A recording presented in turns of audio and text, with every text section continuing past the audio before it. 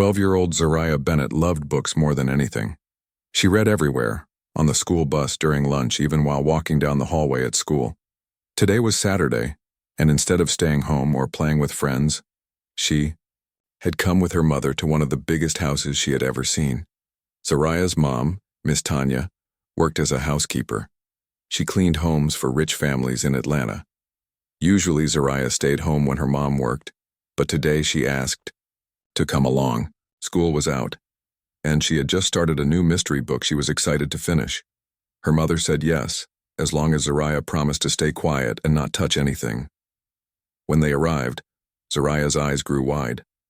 The house looked like a castle, tall white walls, windows that stretched up 2 floors, and shiny black gates that slowly opened as their car pulled in. It belonged to a man named Preston Hale, someone Zariah had only heard about on the news. He was famous for building a huge tech company and making a lot of money before he was even 35. People called him a genius, but they also said he was a little strange. He kept to himself, rarely smiled in public, and had a huge team of workers but didn't seem to trust many of them. Inside the car, Zariah opened her book and began to read. But after a while, the letters started to blur together. She looked up and out the window. Everything around her was green and beautiful. The garden was filled with colorful flowers, tall trees trimmed into neat shapes, and soft grass that looked too perfect to be real. She put her book down and stepped outside quietly. Zariah walked along the edge of the stone pathway, pretending she was a detective from one of her stories, looking for clues. Her eyes moved from the flower beds to the giant fountain in the middle of the yard. Everything here looked expensive and untouched. She reached into her pocket and pulled out a piece of gum her mom had given her earlier, unwrapped it and popped it in her mouth. As she wandered further, she saw something strange. Near the side of the house, there was a heavy-looking wooden door with a silver handle. It didn't match the rest of the mansion. It was hidden behind a wall of ivy, almost as if someone didn't want it to be found. Zariah tilted her head and walked closer. Just then, a tall man wearing a gray hoodie came around the corner. He looked surprised to see her. "You must be Miss Tanya's daughter," he said with a polite smile. "Yes, sir," she answered, taking a step back. "I'm Preston," he said. "Nice to meet you." Zariah nodded shyly. She didn't expect the millionaire to be dressed so simply. He didn't look like someone rich. No fancy suit, no gold watch, just jeans, sneakers, and that old hoodie. He had a tired look on his face, like he hadn't slept much, but his eyes were sharp and alert. "You find something interesting?" he asked, looking past her toward the door. "I was just walking around," she said. "But that door looks weird." "Weird?" he chuckled.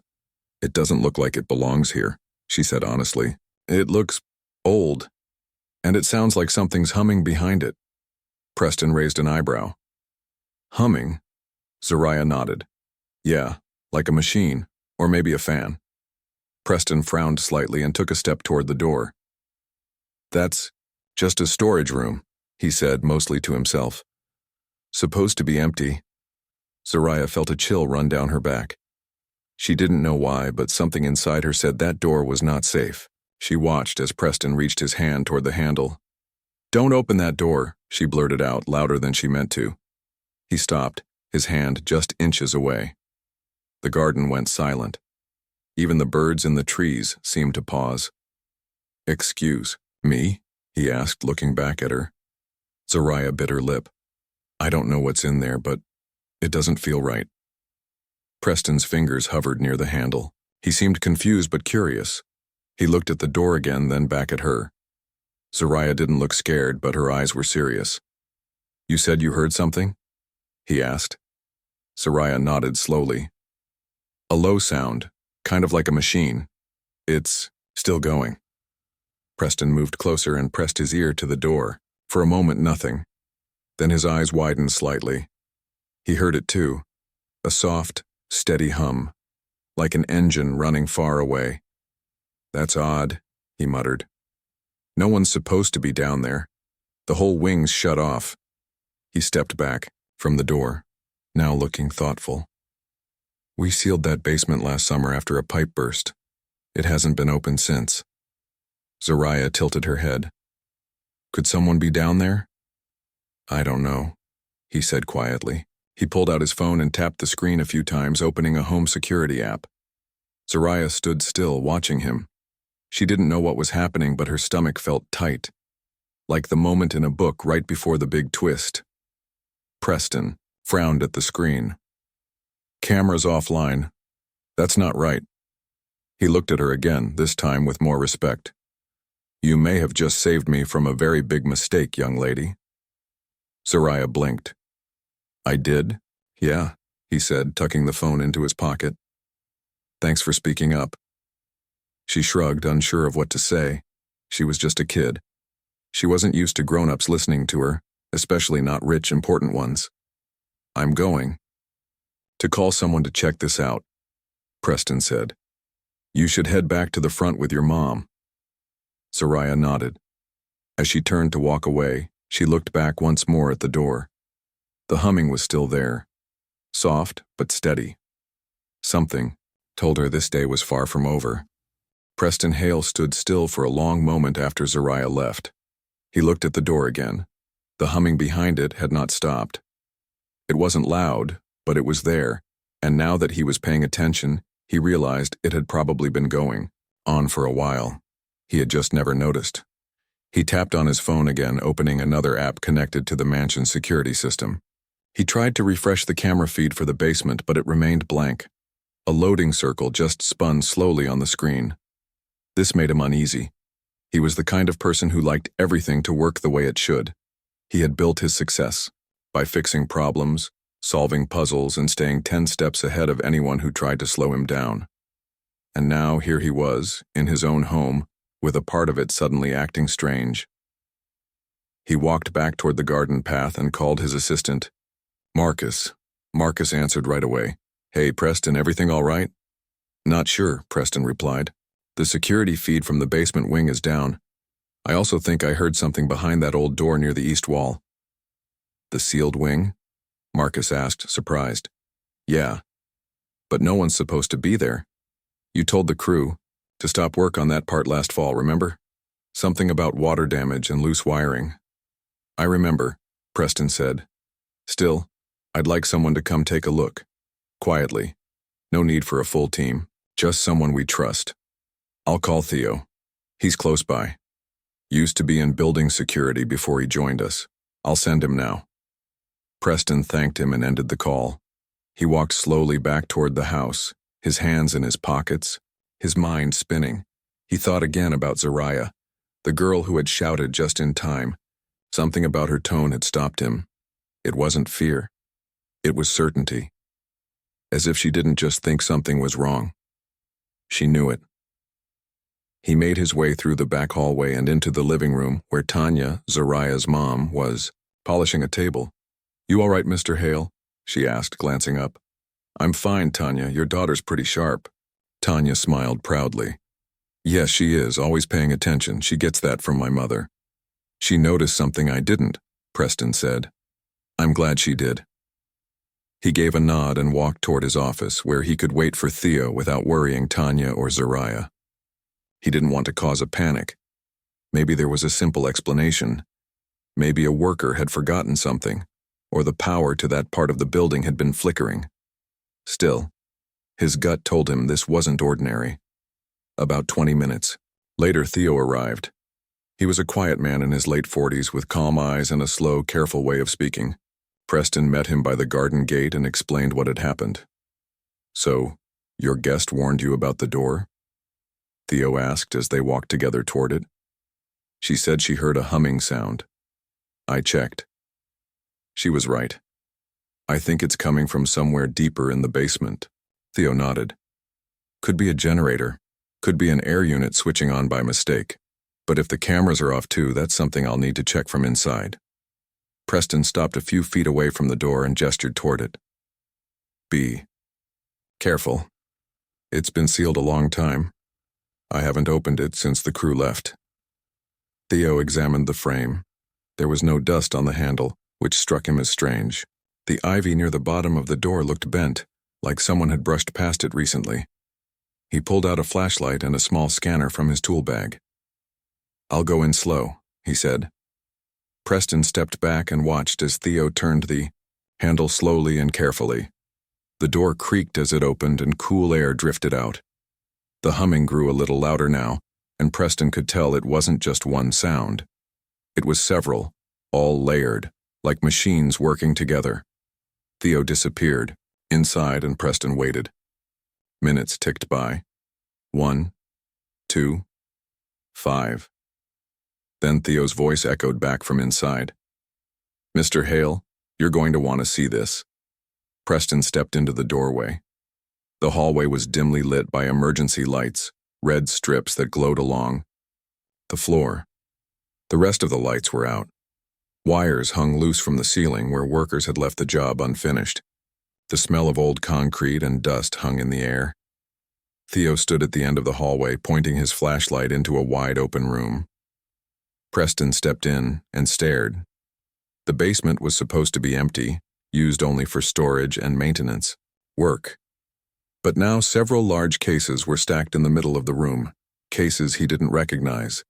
A row of strange devices sat on a metal table, blinking with tiny green lights. In the corner, a small fan turned slowly. That was the humming they'd heard. Preston's eyes narrowed. "These aren't mine." Theo nodded. "I didn't think so." He moved closer and touched one of the cases gently. Locked. But they're cold. Just brought in, I think. Whoever did this didn't come through the main house. They found another way in. Preston's mind raced. He didn't know what the devices were, but one thing was clear. They didn't belong here. Someone had entered his home quietly without breaking anything and set up equipment right under his nose. And somehow, Zariah had sensed it. Theo was already inspecting the corners of the room, checking for hidden entrances or marks on the walls. "Look at this," he said, crouching near the far wall. "Part of the floor is different. Listen." He tapped twice and the sound echoed.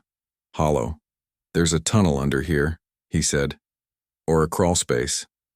Preston looked at him. "You think they came up through the ground?" "I'd bet on it," Theo replied. For a few seconds, Preston didn't say anything. He just stood there, taking it all in. "Call Marcus," he finally said. "We need to get this checked quietly. No headlines, not yet." As they walked back toward the door, Preston paused and looked over his shoulder at the humming machines. He knew something serious had just been uncovered, and it all started because a young girl paid attention to a sound behind a door no one else noticed. Preston barely slept that night.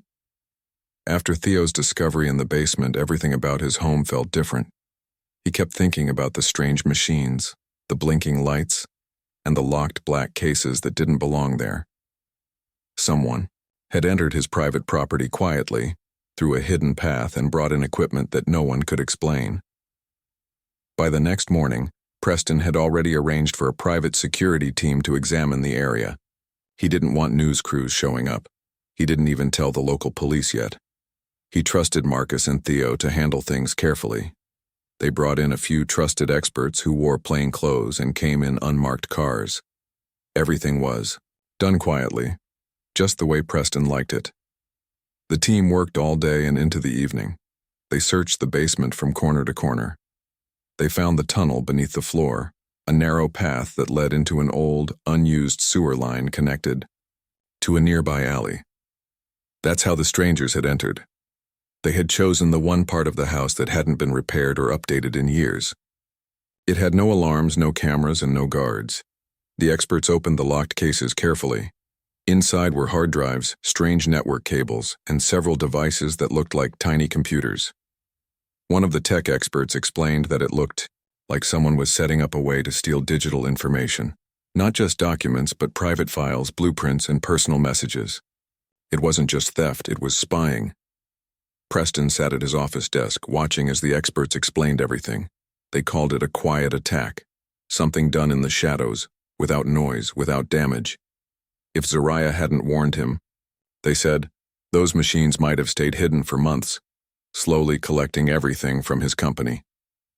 As Preston listened, he kept thinking about the young girl in the garden.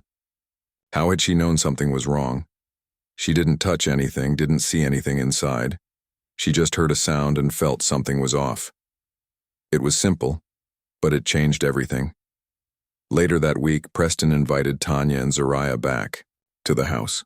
Tanya was nervous at first, unsure why he had called them.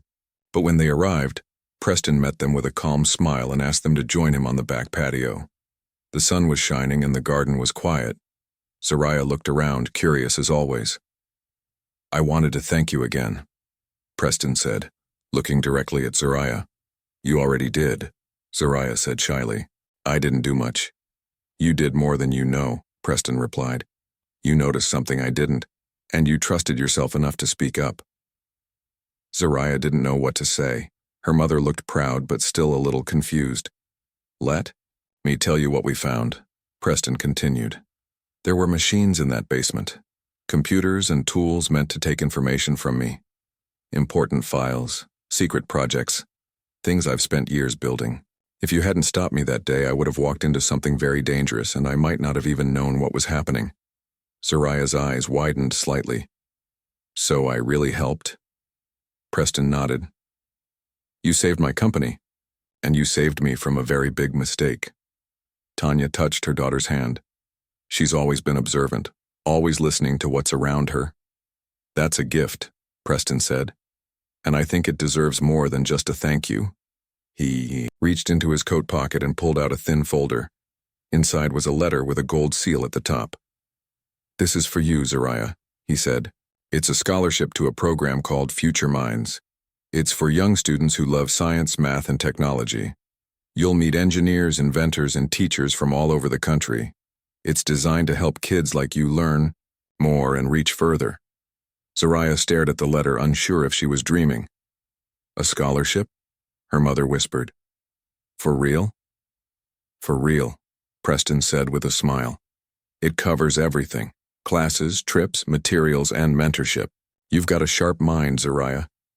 I think this is just the beginning for you." Zariah slowly took the letter with both hands.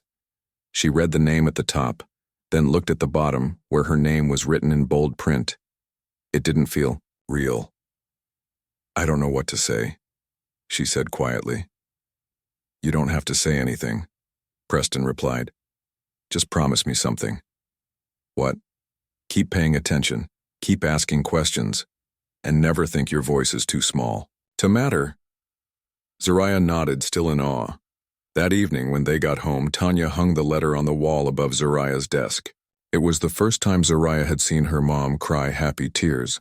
The next few days were a blur. Zariah received a welcome packet from the program and a new backpack with the Future Minds logo stitched in blue. She got a tablet filled with educational tools and a guidebook showing all the things she'd get to explore: robotics, computer programming, space science, and more. It felt like the kind of world she had only read about in books, and now it was opening up just for her. Meanwhile, Preston made some important changes to his own life. He strengthened the security systems in every part of the house. He repaired the basement and sealed the tunnel. But more than that, he began to listen differently. He started paying attention to the small things, the sounds in the background, the people around him, the voices that were often ignored. He held a meeting with his staff and told them about Zariah. Not the full story, but just enough for them to understand why it mattered. He said that sometimes the most important ideas come from the people no one expects, and that one girl's voice, spoken at the right time, had protected everything he'd built. Later that month, he started a small scholarship fund under Zariah's name for other kids like her, from ordinary neighborhoods, with extraordinary curiosity. Zariah's story began to spread quietly from one person to another.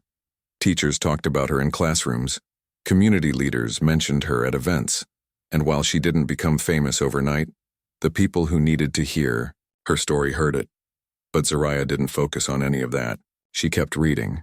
She kept asking questions. And when the day came for her to attend her first Future Minds workshop, she stood a little taller than before. She had learned something important, that paying attention matters, that being brave doesn't always mean shouting or fighting. It can simply mean speaking when it counts, and that sometimes listening to your own small voice can lead to something much bigger. A few weeks passed and life began to settle into a quiet rhythm again. Zariah had started attending weekend classes through the Future Minds program. Each Saturday morning, she and a small group of students met in a bright classroom at the Science Center downtown. There were computers, building kits, and friendly instructors who encouraged questions no matter how big or small. For Zariah, it was like stepping into a dream. She had always liked to take things apart and figure out how they worked. But now she was learning how to build things from the ground up. Circuits, simple robots, even a model of a small wind-powered machine. Preston, meanwhile, stayed in touch with her and her mom. Every so often, he invited them over for lunch or sent books and science kits to their home. Tanya continued her housekeeping job part-time, but now she was taking online classes too. Preston had encouraged her to think about new goals for herself. One afternoon, Preston invited Zariah and Tanya over again. This time, it was for something special. He had a new idea, something he had been thinking about for a while. They sat outside under the large umbrella on the patio. The garden was full of colorful flowers, and a soft breeze blew through the air. "I've been working on a new project," Preston said, sipping from a glass of lemonade. "And I'd like your help, Zariah." "Me?" she said, surprised. "What can I do?" "You remember the machines in the basement, right?" he asked gently. "Well, since then I've been thinking a lot about how we protect information. Not just for businesses like mine, but for schools, libraries, and people at home." Zariah nodded. "So no one sneaks in again?" "Exactly," he smiled. "And I want to build a small team, bright, curious minds, to help design something, simple, smart, and useful. It should help people notice when something isn't right, like what you did that day." Zariah's eyes lit up. "You mean like a sensor or a warning signal?" "Something like that. Maybe a sound monitor, or a vibration detector, or even an app that tracks small changes in electric currents." Tanya raised her eyebrows. "And you want her to help with all that?" "I do," Preston replied kindly. "Because I think she has a way of noticing things most people miss, and I want to give her the tools to turn that gift into something real." Zariah smiled wide. She had never imagined that her curiosity could turn into something important, something grown-ups listened to. She quickly agreed to help. The following week, Preston arranged for Zariah to spend time at one of his company's research labs. It wasn't a large space, just a small workshop with computers, tools, and a few kind engineers who were excited to meet her. One of the engineers, Ava, took her under her wing. She showed Zariah how to connect sensors to a breadboard and write simple codes to make lights blink when something changed in the room. Zariah learned how to test small devices and keep track of the results. Every step was new, but she never felt lost. Ava was patient and Zariah was quick to learn. They called the project the Quiet Alert, a simple device that could pick up soft changes in the environment, temperature shifts, tiny vibrations, or low humming sounds, like the one Zariah had heard weeks ago. The idea was simple. If the system picked up an unusual signal, it would send a gentle alert to a phone or screen. It wouldn't scare anyone, it would just say, "Something feels different here, take a look."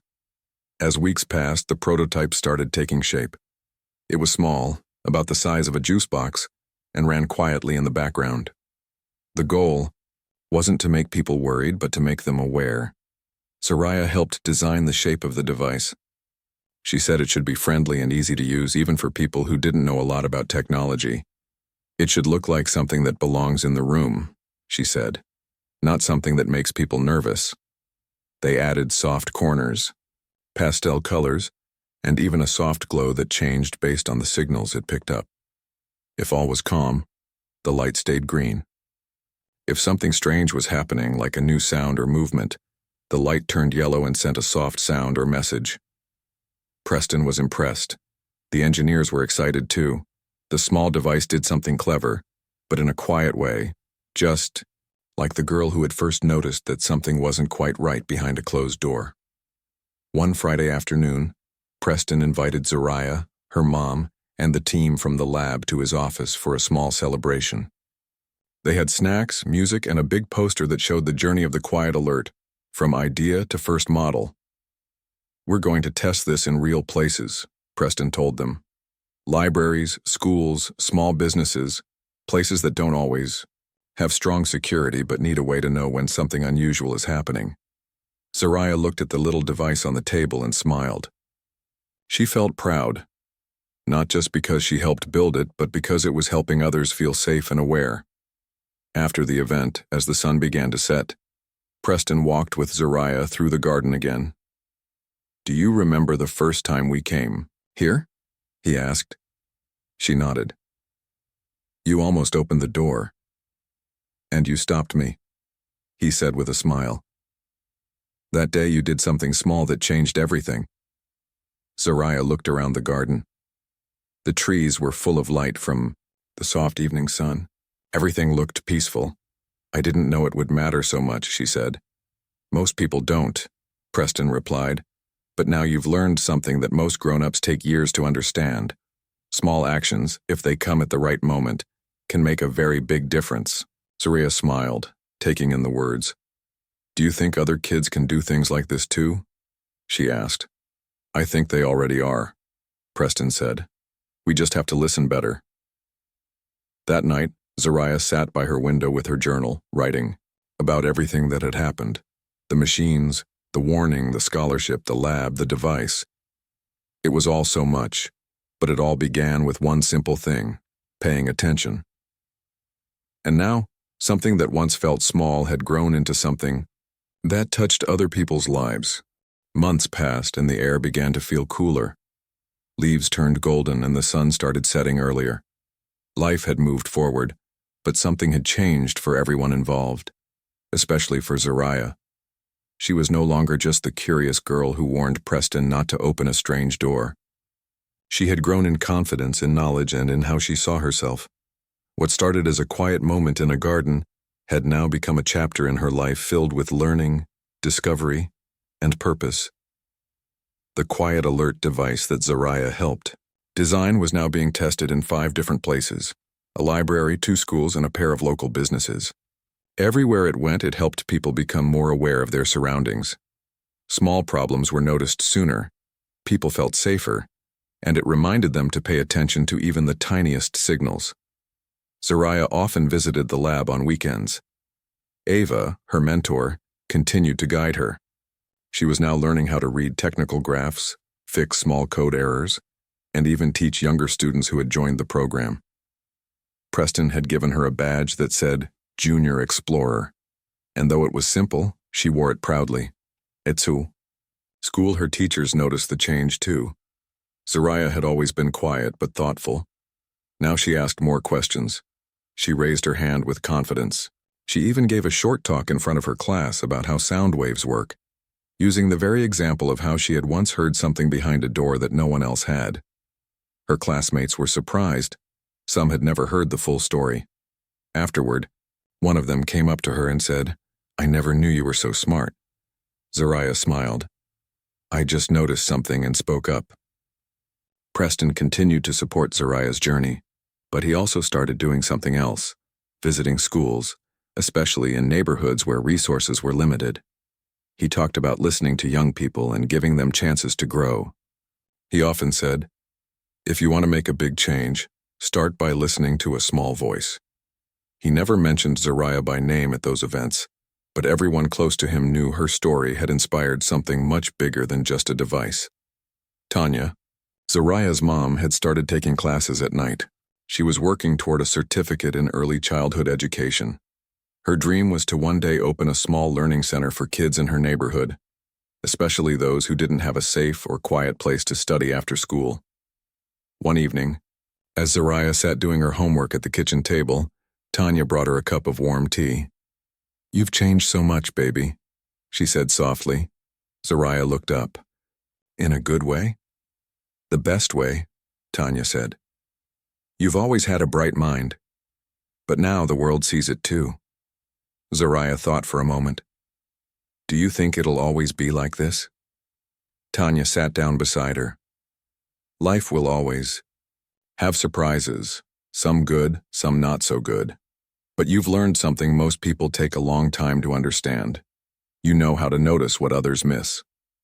And that'll help you no matter what comes." A few days later, Preston invited Zariah and Tanya to a special event. It was being held at a large hall downtown, full of people in suits and dresses.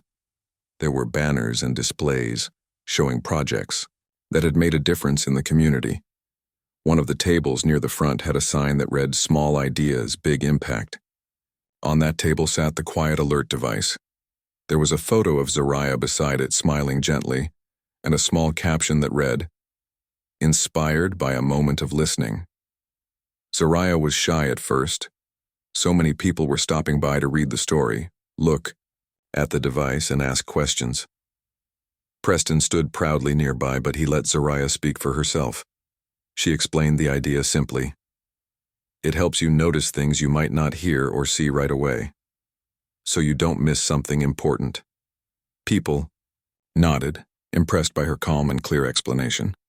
One woman leaned in and said, "So you're the reason this exists?" Zariah looked down, then up again.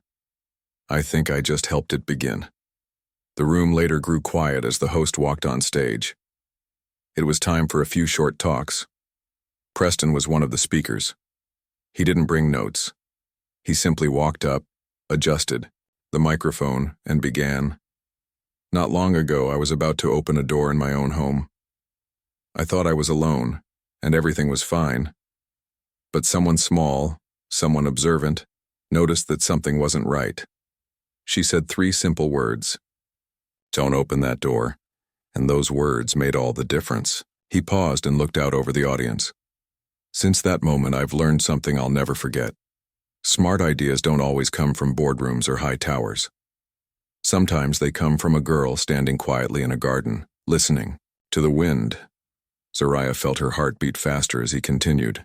"We built a device, yes, but more importantly, we learned to pay attention, to listen, and to respect the voices we sometimes overlook." After the talk, many people came up to Zariah, shaking her hand and thanking her for what she had inspired. She smiled politely, but her favorite part came later, when she and her mom were walking home under the stars, just the two of them. They walked slowly with the cool air brushing against their faces. Zariah looked up. "It still feels strange," she said. "What does?" Tanya asked. "That something so big came from something so small." Tanya nodded. "That's how most good things start. A small step, a soft voice, a quiet warning." They walked in silence for a few more moments. Then Zariah said, "I want to do more, help more people, maybe design something else, something that makes life easier or safer." "You will," her mom replied. "You're already on your way." Back in her room, Zariah sat down and opened her journal. She wrote a simple sentence at the top of a fresh page. Big changes can come from quiet places. Then she drew a picture of a door, closed but with a small flower growing beside it, and a little light shining through the cracks. She smiled to herself and closed the book. Because deep inside, she knew this wasn't the end of her story. It was just the beginning of many more doors she would one day walk through, carefully, thoughtfully, and with eyes and heart wide open.